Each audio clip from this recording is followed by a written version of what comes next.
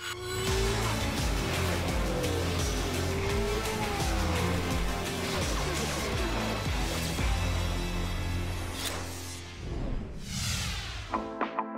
IMSA Porsche GT3 Cup Challenge USA by Yokohama is a mix of young drivers, chargers, those looking to make a career in motorsport, maybe looking to carve out a bit of a reputation.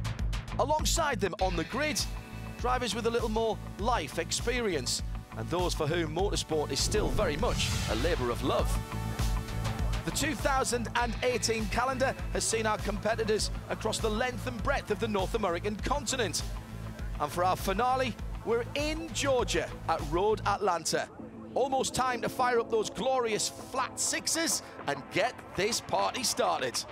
Hello everybody, I'm John Hindorf. It's Motul Petit Le Mans weekend, which means there's a big and knowledgeable crowd on hand here at Road Atlanta.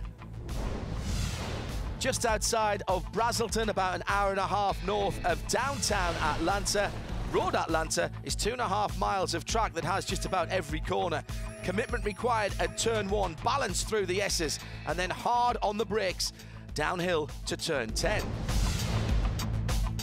The weather has been nearly perfect this weekend. A little bit of wind, but plenty of sunshine, and we've already had one race. Clean from the green flag as the field streamed through the uphill first corner, but it wasn't long before some of our drivers were getting themselves into trouble. Sebastian Carrazzo sticking his nose in where it wasn't wanted and going for a spin at turn 5. At the front of the field, the blue and white number 19 of Zachary Robichon took the lead for Maxwell Root. Jason Lee took a wild ride into the tyres hard at turn 6, bringing out a long yellow flag. We did go back to green, and Zachary Robichon continued his winning ways, whilst in the Gold Cup category, the tribute livery to Dave Mirage and champion was carried to the top step of the podium by Jonathan Siegelman. Let's hear from our platinum winner. You know, as the leader, you're always assuming you're going to get to pick the start, but in this case, the green flag was thrown maybe a bit early, or maybe I wasn't paying attention. So today, I'll definitely be looking at the flag stand just in case it goes out early, and after that, just push and try to get some good lap times in, and hopefully stay out front. Just literally 30 seconds ago, just jumped out of the P3 car, so got to change my shirt and then get back in the car. The newer Gen 2 Cup cars form the Platinum class. You can spot them with the black mirrors and the black number panels on the doors. Yellow headlights, yellow mirrors, and yellow number panels for the Gold Cup cars. Flat 6 engine notes crackling through a still Georgia day as the competitors head out on to their formation lap, which means that coming up next is the final start of the season for the IMSA Porsche GT3 Cup Challenge USA by Yokohama. A whole season of competition has come down to the last race of the year in 2018 for the IMSA Porsche GT3 Cup Challenge USA by Yokohama competitors. Trying to get some heat into the Yokohama tyres. The lights are out on the Porsche safety car. Zachary Robichon on pole position with Roman De Angelis alongside him. Then it's Estep and Imperato. More of those chargers behind them. Kolkman and Maxwell Root. Then it's Alan Metney and Michael Levitas. And our pole sitter in the Gold Cup, Jonathan Siegelman, looking to back up his win from yesterday. And talking of the Gold Cup, by the way, still championships to be decided. Remember, this time last year, we were doing arithmetic every lap because every single place gained or lost by the guys at the top of the standings had championship implications. It might well be that again this year. Jeremy Shaw is alongside me. We're looking to our right-hand side from the start-finish line in the tower. Here they come under the bridge for the last time this year. Side by side over the top of the hill. It's a beautiful looking start. The green flag is waving. Zachary Robichon gets on the power and heads down towards the green flag. He immediately eases over to his left-hand side, defending that pole position as they fan out behind him. Robichon holds on to the lead from pole position.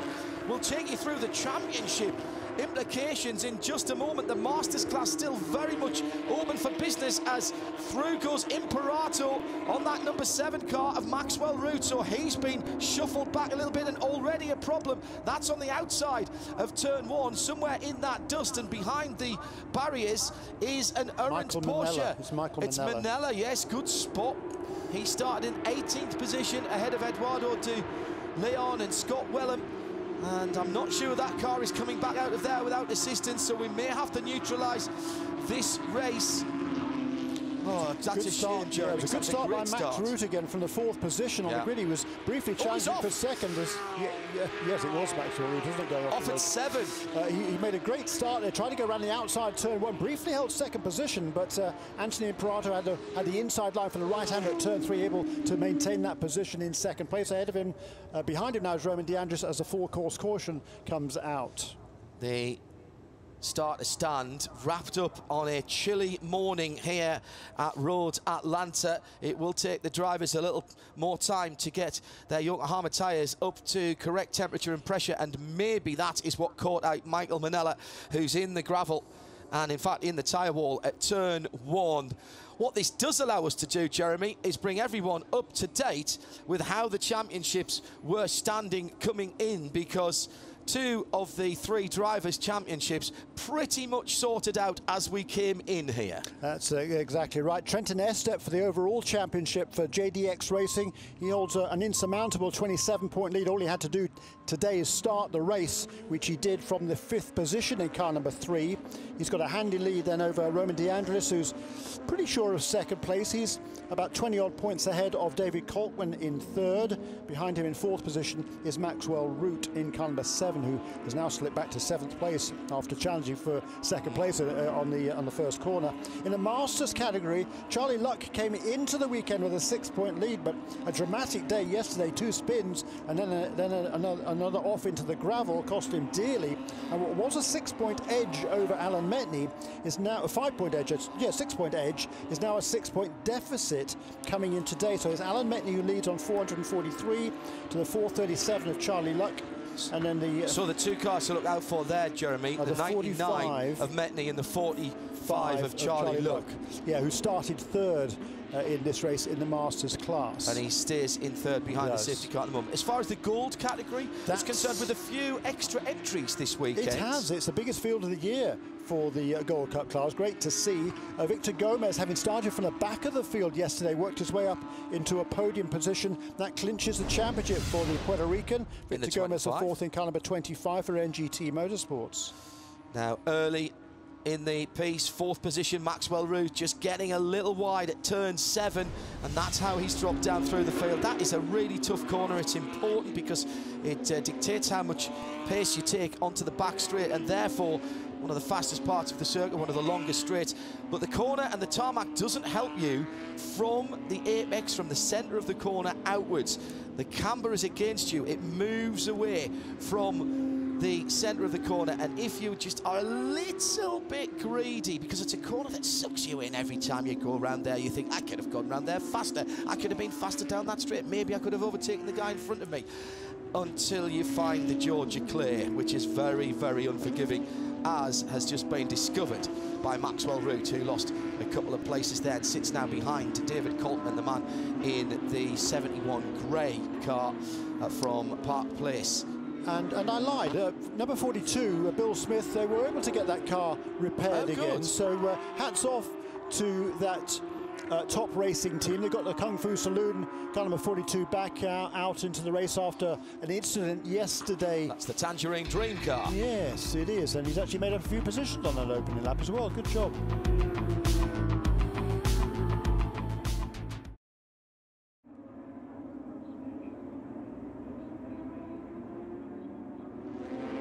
The next generation of spectators are here at the circuit cheering on. I mean, a Porsche 911 in particular, Jeremy, just such an iconic shape, an instantly recognisable shape, whether you're 6 or 86, you could probably look at that and say, oh yeah, that's a Porsche, and it's a 911. Isn't that right? But Zachary Robichaud, I mean, he's done only half of the season, but he's already led almost twice as many laps as anybody else this season. 130 coming into this weekend. I think he led 16 laps yesterday. He was led in the early stages by Maxwell Root, made the pass, beautiful pass coming down the hill into turn 10, and then controlled the race from there to take the win again, and he's out front again now. Michael Manella, that car that's been dragged out of the gravel there at turn 1, what a story he is. He made his debut with this championship at VIR, and if you see him, well, if you see him in the paddock, I'm not going to say walking around the paddock because he generally is on a scooter. He has no feet. He had a horrendous road crash quite a few years ago by his own mistake, messing around with a Viper, and he lost his feet. I mean, nearly lost his life, obviously. He broke his neck, lost his feet. I mean, just an amazing story. But he wanted to go racing. He's been doing some track day driving, and he drove very well at VIR.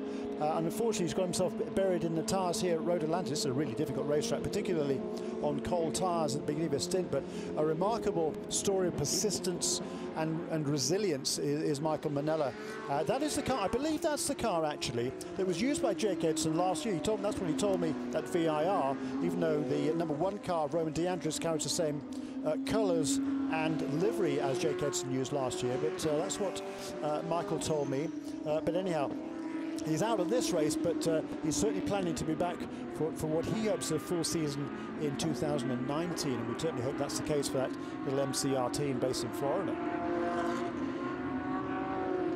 Just under 33 minutes to go. We continue under full course yellow as the clean-up at turn 1 is still ongoing. Michael Manella's Porsche coming into contact with the tyres, and the incident that put him there involving Michael and one of the cars around him, it was Sebastian Carrazzo that was involved there, the number 27, being looked at by race control, and also the incident between Trenton Estep, check that, Roman De Angelis, and Maxwell Root coming out of turn 7 on the first lap under review. That cost Max Root just a couple of places, and race control, whilst they've got a little time to have a good look at this under the full course yellow and making sure that there was nothing awry there in those two incidents that saw those Porsches off track. Slightly more serious for the Manella car, which won't take any further part, already on the back of the rollback. As the time continues to count down on a time-certain race, the clock's still running, and Zachary Robichon in behind the Porsche safety car as it is now, that very lovely bright red 911. How do you get a job as safety car driver here? My hand would be straight up for that, because if I did that, I bet we had a green, full green race and you'd never get out of the pit lane. Plus, you wouldn't come in when they tell you to come. No, absolutely not. I'd be going. The lights would go out, but I'd be out there and flat out. Of course, absolutely. Take the green flag. Maybe that's why the telephone hasn't rung. just saying. So in the just behind the leaders on turn 1 on lap 1 at turn 7, Max Root just going a little bit wide, but was he helped there is the question by Roman De Angelis.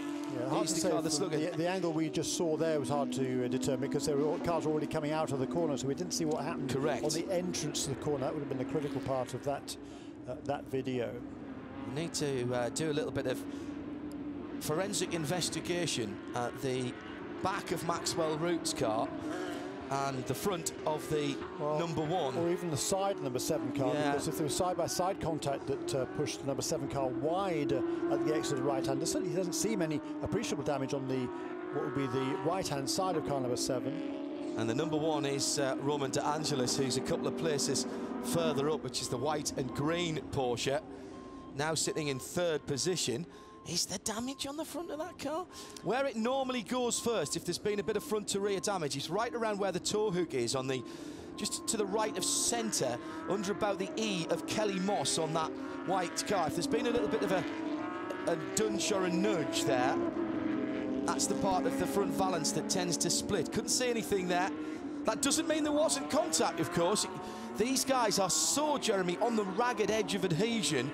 Even the slightest little touch or even leaning on another car can break traction, because these guys aren't leaving anything spare, particularly in the early part of the race when the Yokohama tyres are still coming up to pressures and temperature.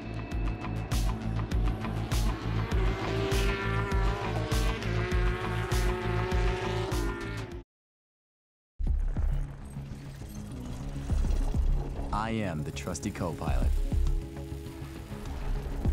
the moving part that moves all 2,000 parts. I am the translator who interprets the road, the permission to take the scenic route, and the guide that gets you there safely. I'm not just any tire. I am a Yokohama.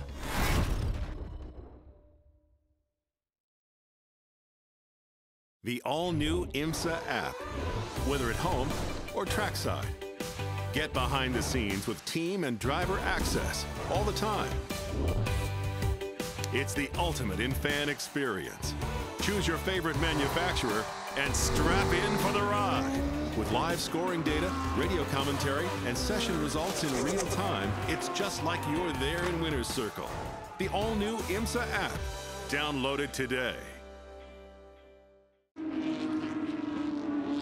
Well, the good news is that the lights are off on the Porsche safety car. Our excellent track services and safety team here at Road Atlanta have done their job, and as ever, here from the IMSA broadcast booth, we say thank you very much to all of our volunteer staffs at racetracks, not only around America, but around the world. The flaggers, the marshals, the officials, the people on the gate who wave us in and tell us where to park our cars in the morning, particularly at these big meetings like Petit Le Mans. We simply could not go motor racing without the investment in a very precious resource from all of those volunteers, their time.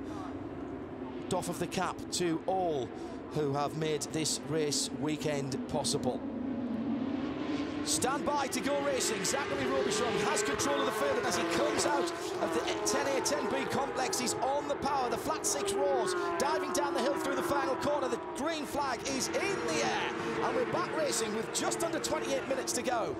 And it's another copybook restart procedure from Zachary Robichon, who pulled out at the line half a second, and that'll be closer to a second, I'm sure, by the end of the first lap. Going through further back down the grid, Charlie Look was having a look at David Ducote there. That's not a class position, but it was for 10th overall, and Charlie trying to get on terms with Alan Metney and Michael Levitas in his battle to try and wrest back the Platinum Masters Championship lead, which he had coming in here before the race yesterday. Now he trails by half a dozen points. Yeah, he does, and Metney's where he needs to be, out in front in the Masters class at the moment. Good restart there by Maxwell Ruti, car number 7. David Coltman in car number 71, forced to defend the inside line going down into turn 1. Absolutely legitimate. If Maxwell had been able to go around the outside, fair play to him. He wasn't, so they maintain their positions in the 5th and 6th places. 71 ahead of his 7.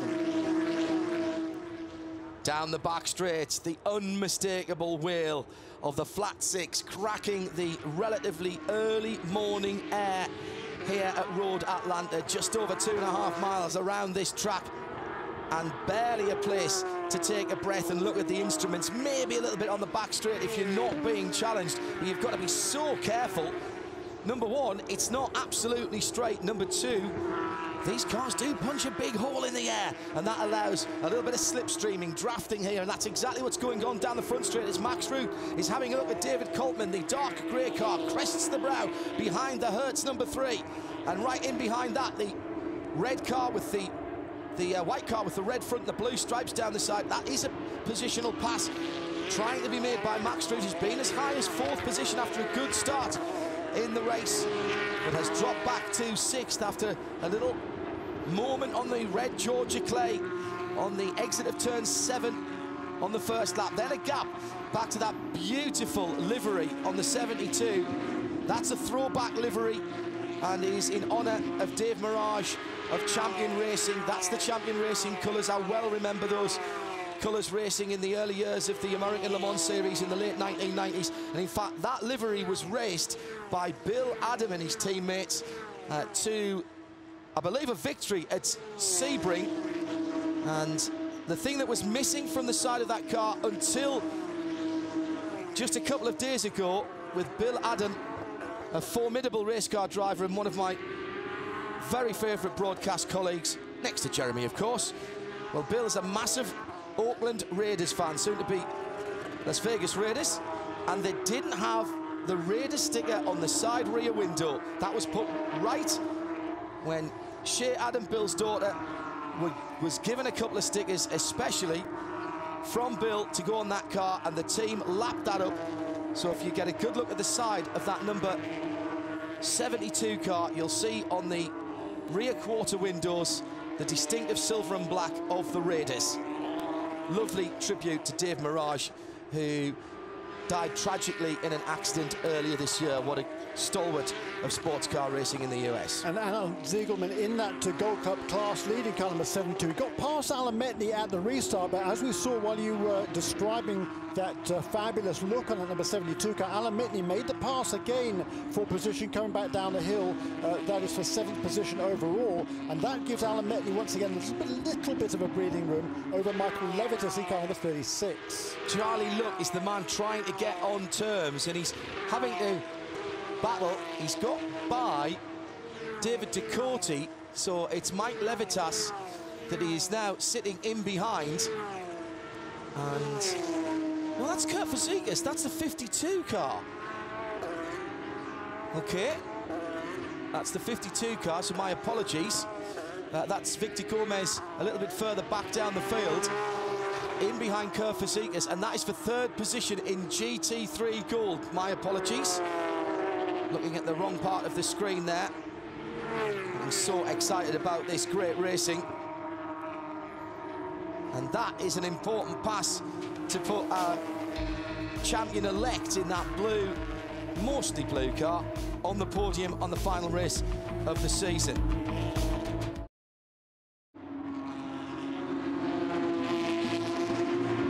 As the Fazekas and 25 car of Victor Gomez are at it at turn 6 through 7 and already onto the back straight. A little bit of a dent on the front of Kurt Fazekas' car.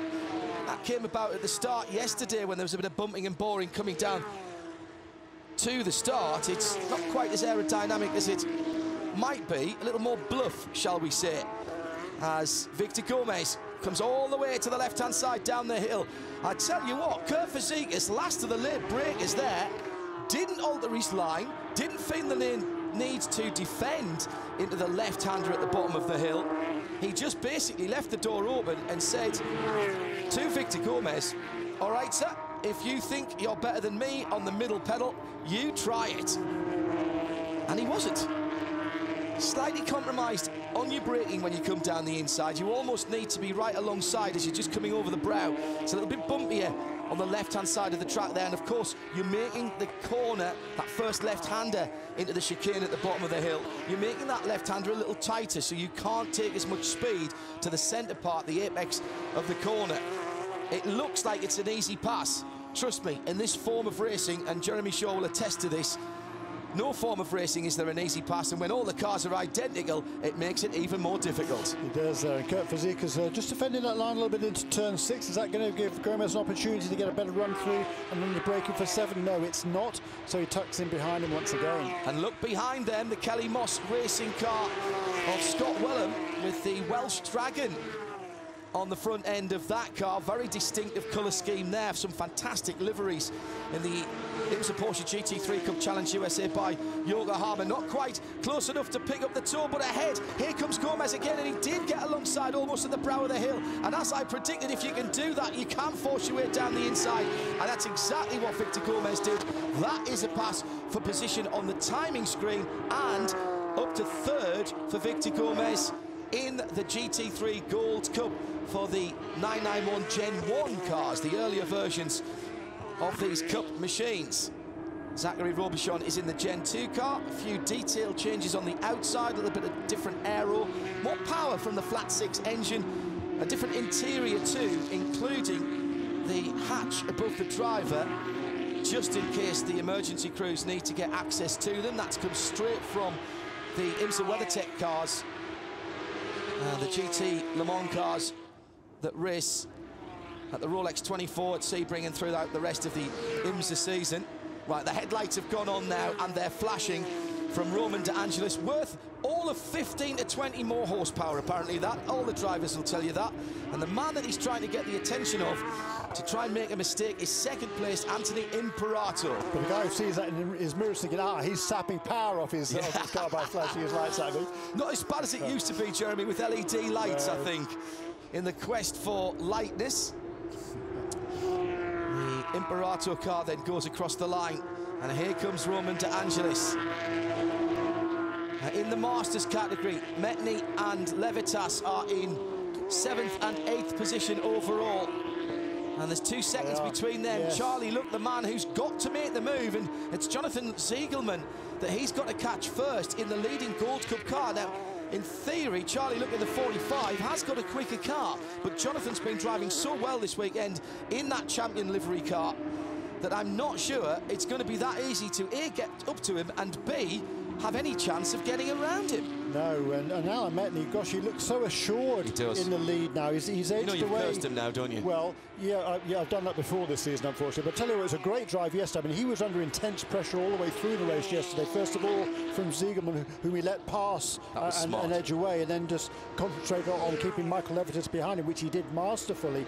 Today, though, this morning, he's edging away from Michael Levitas. And for a guy of Levitas' experience in these cars, very stout effort. It's a great run from Victor Gomez, who's already caught Mark Kavame in the similar base-coloured car, that's very light sky blue. Not exactly the same Pantones, those two, are they?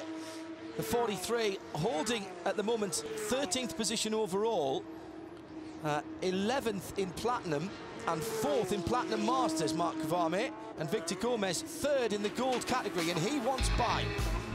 Already 3rd. I think he wants to be as high up the podium as possible, the highest step of the podium as possible.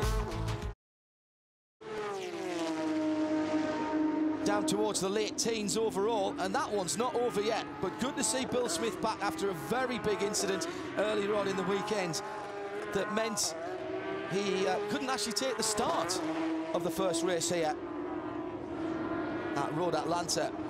No problems for Zach Robichon though, Jeremy. He's doing another Zach, isn't he? Yeah, absolutely masterful. I mean, he's been lapping beautifully consistently too. Each last a half dozen laps within a tenth of a second or so. Lost just a couple of tenths on that last lap when he saw the number 47 car peeling off into the pit lane ahead of him. That car several laps down and now coming back to the pits. But it's been another just perfect performance from Zachary Robichon. He lost the lead yesterday but gained it back today. He's led from the front every inch of the way thus far. Yeah, made it a little bit hard for himself yesterday. Yeah, he did, but more fun probably that way. But he's still there now with 15 minutes remaining. Into the last third of the race at Road Atlanta. Good battle for second. Just building up, Jeremy. Rightly, as you say there, they come past us. Imperato being caught by De Angelis, and Trenton Estep not out of that either. That's the 91, the 1 and the 3. Further back down the field, the 73 is Wayne Ducote, and he's just gone past the 69 Platinum car. That's the Hardy car that he's just gone by. That was for position 20. Check that, 21, my apologies.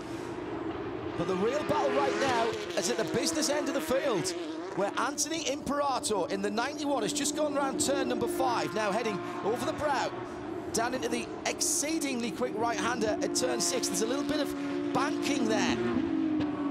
And right behind him, Roman De Angelis. This is a cracking run for Kelly Moss Road and Race driver Roman De Angelis. He's now getting the advantage of the hole in the air that's been punched by that 91 car. Which way will he go? He really needs to go to driver's left. He fades to the right, comes back to the left. Will he go back to the right-hand side again? He's got a really good run. Big defensive move by Imperato, but I don't think he can hold that car back. In the background, the number 3 Hertz car is having a look as well. That's Trenton Estep, and these three are slowing each other up. And David Coltman's only a couple of seconds further back. Oh, side by side down the hill, through the final corner. Are you having a laugh? Well, that's extraordinary. Actually, good driving, I think, by Imperato, who realised he'd made a mistake. Yeah, I mean, some sort of problem. I don't know what that was, but he lost some momentum at the top of the hill, didn't he, somehow? And did did very sensibly, didn't try and do it Agreed, Jeremy. slam the door shut or anything like that. Agreed. The other guy clearly has momentum on. What that was, not hard to say, because he seems to come coming out the 10 or something like that. Was it? Yeah. I mean, it was odd. You'd almost think it was one of the things like he missed a gear, but you can't really do that on these cars anymore. So it wasn't that.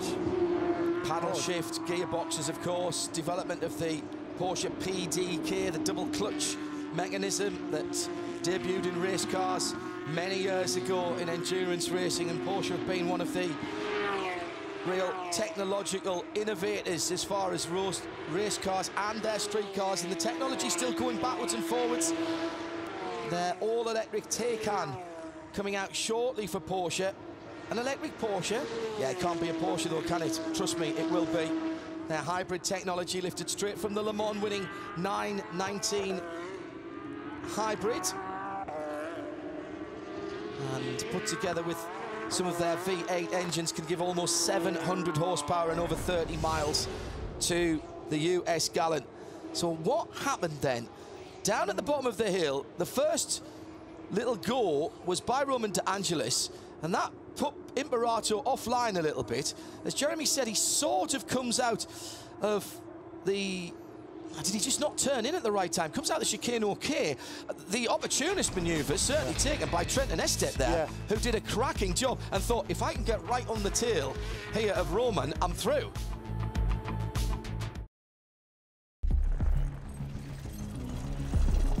I am the trusty co-pilot. The moving part that moves all 2,000 parts. I am the translator who interprets the road, the permission to take the scenic route, and the guide that gets you there safely. I'm not just any tire. I am a Yokohama.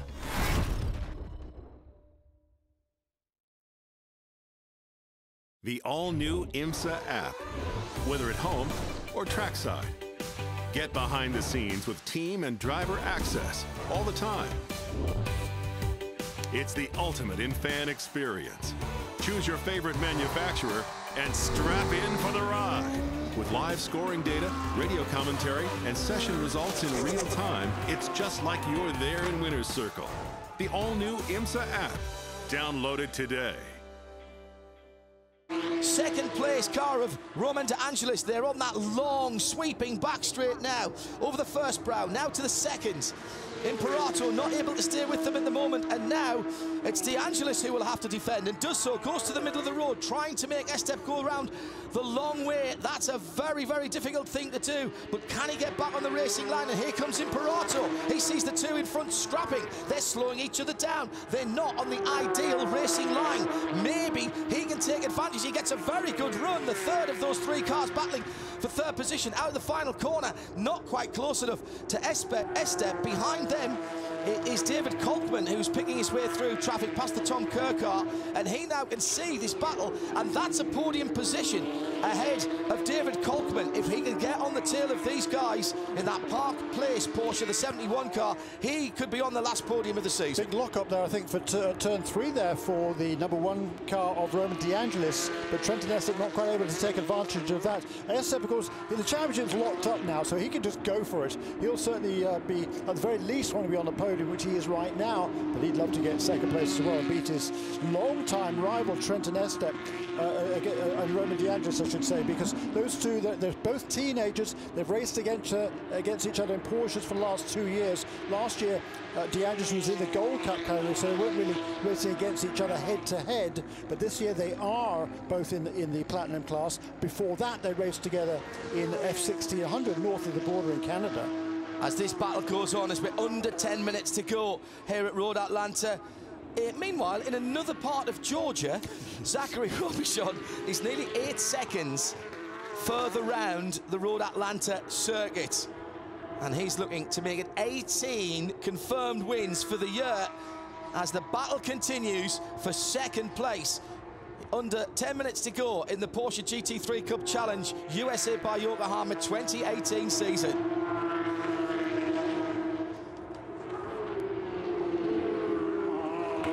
As the clock is ticking down on 2018 as far as Porsche racing is concerned, Jonathan Siegelman in 9th still holds the Gold Cup category lead. Charlie Luck and David Baker are beginning to scrap for 3rd and 4th in Platinum Masters, but at the moment Alan Metney, who's in 7th overall in that 99 car, the iFly car, well, he's got 2.8 seconds on Levitas, and that would give him the Masters Championship in the last race of the season.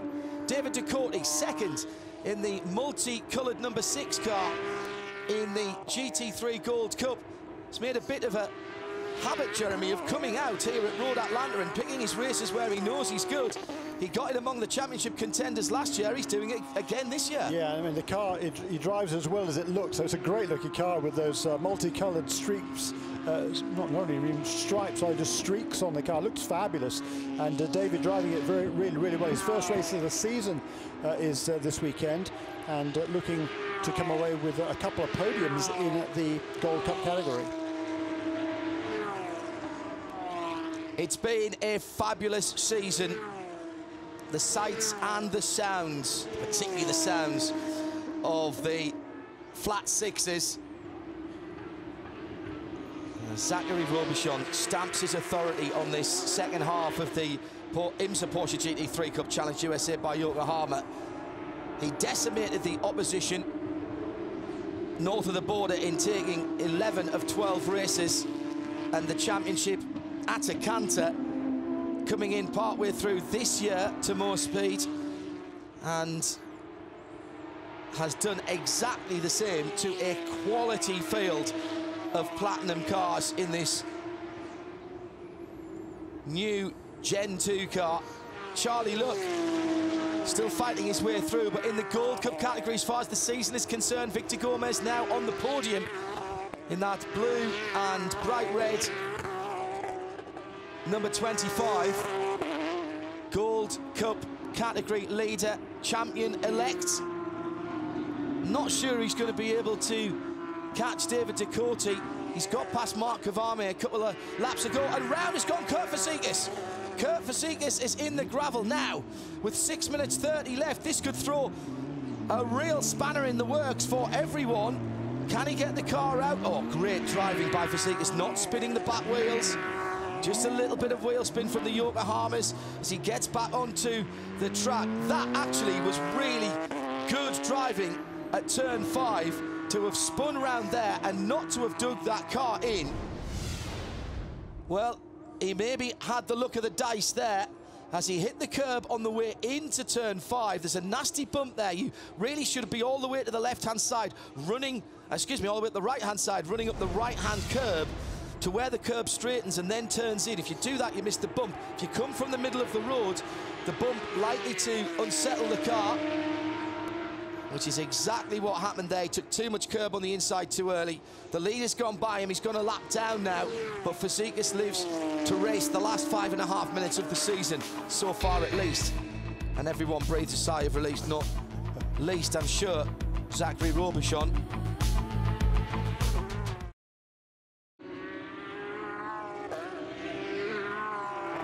Wayne Ducote in the car that looks like an advertisement for a 1980s clothing brand, who also supported Formula One. You remember the Benettons? With Paul Smith as well, perhaps, if we're going to continue the fashion icon theme for that car. So you look at some of the cars that run that Floviz paint to see where the aero's going. Looks like multicoloured that has been through. I love that. Yeah, that's fantastic. Great, not sure it would work on your street car, but at least you'd know where you'd left it in the car park, wouldn't you? Yeah, you're not going to confuse it with anybody else's, that is for certain. Oh yes, I'm sorry, I walked to the wrong car. What? Wayne Ducote, another great supporter of this type of racing, along with David. Another family outing. David, by the way, in that 6 car. A little bit further up the field than Wayne. Wayne's down in 9th position in GT3 Gold, and David up in 2nd, with Victor Gomez still a couple of seconds behind when last we looked. There is Victor Gomez coming out onto the back straight again. 3.5 minutes left. He'll be picking up the trophy later on today. No championship here for Zachary Robichon, but the start of something very, very special for this young man, I've no doubt. He's done everything to get himself onto the radar, in the shop window. Call it what you will. If this is a job interview in the last half of the IMSA Porsche GT3 Cup Challenge USA by Yokohama 2018 season, then he's ticked all the boxes. He's got a strong curriculum vitae now, his resume improving race by race, and he's on his way to 18 Porsche victories in GT3 Cup cars in the 2018 season in North America. And he is undoubtedly having people looking at him. Eduardo de Leon just coming through. He's just gone a lap down in the 12 car. He's sitting 7th in GT3 Gold.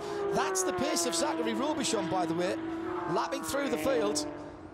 2.5 minutes to go. It'll be this one and one more for Zachary Robichon. What a season for Zachary. Called in from north of the border to Moore Speed. The Continental Automotive Group, the CAG sponsorship on that car, and the man from Ottawa, Ontario, has shaken the pot up, Jeremy. There's no doubt about that in the second half of the season. Well, he really has. I mean, Will Hardeman showed how fast this car was earlier in the season. Will, another guy with minimal racing experience, he just came in pretty much last couple of years, I suppose. But he won one race earlier this year, but then he was all sorts of different commitments kept him away from the racing. So that opened the door for somebody else to take up that car.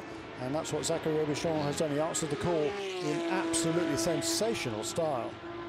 Yeah, and kudos to Moore Speed as well for recognising the talent of the young Canadian and making that phone call. Moore Speed, one of the teams that run multiple cars in this championship, all have done, yes, in the past. And they're stylised M above the wheel arches on the fenders there. Always interesting to watch. The white flag is out for the leader, but behind him, oh, spin from Ducote. David Ducote, that's a very, very unusual mistake from him coming out of 5. He was under pressure by Victor Gomez. Now, what does that do? He gets him into 2nd position in gold. Now, can David Ducote get that car going? Just unloaded the car through turn 5 and spins to driver's left. I'm not sure he's hit anything too hard. He's found A gear. Unfortunately, it's reverse. Now he needs to get it back into a forward gear. He has done. He has forward movement, and he will rejoin. And David Ducote in that beautiful livery, he will be cursing underneath the visor. Now, did he just take too much curb coming in? No, he didn't. There's a bit of gravel there. Oh, hit the curb on the outside of turn 5, and that's quite a high rumble strip there. And may just have been on the power when he did that. Unloaded the car and threw it onto the inside of the corner. Yeah. Under a mile to go, Jeremy, for Zachary Robichon. Yeah, the superlatives have run out some time ago for this young man. You're absolutely right there. Been absolutely sensational. Hasn't put a wheel wrong all weekend long. Had to come from behind yesterday, but no such story today. He's been led it from the front. Well, a bit of showboating coming out of the final chicane for the final lap of the season. 19 car, and he's got 19 checkered flags this year. Only 18 of them will be on his record after losing one in post-race tech. But 18 Porsche victories for young Zachary Robichon, and coming through on the podium in 3rd position, our 2018 Porsche GT3 Cup Challenge USA by Yokohama champion is Trenton Estep for JDX Racing. And that's a great run for that team and that young driver as well. He'll hope that that trophy that he takes home later on today will catapult him up the driver standings in the ranks. In Gold Cup category, what an emotional run to the checkered flag for Jonathan Siegelman and anyone who knew Dave Mirage and Champion Racing, because it's another victory. That's 2 for Jonathan Siegelman this weekend, running in those evocative colours. Fair play to Jonathan for that this weekend, and coming up with that colour scheme. He's from Delray Beach in Florida, and of course Champion Racing based at Pompano Beach in the same state. In Masters, Alan Metney has come through. He's taken the checkered flag in the number 99, and that means he will win the Masters Platinum Championship. And As far as the Gold Championship for 2018, that is going to be Victor Gomez, who is on the podium on the second step this weekend. In the mainly blue car, there's going to be a lot of very happy drivers on podiums after this one.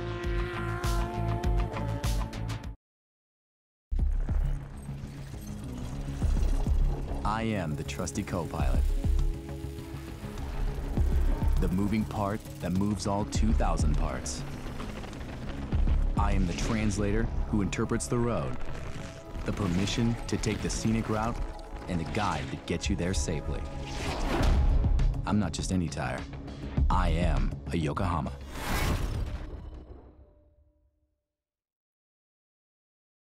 The all-new IMSA app, whether at home or trackside. Get behind the scenes with team and driver access all the time. It's the ultimate in fan experience. Choose your favorite manufacturer and strap in for the ride. With live scoring data, radio commentary, and session results in real time, it's just like you're there in Winner's Circle.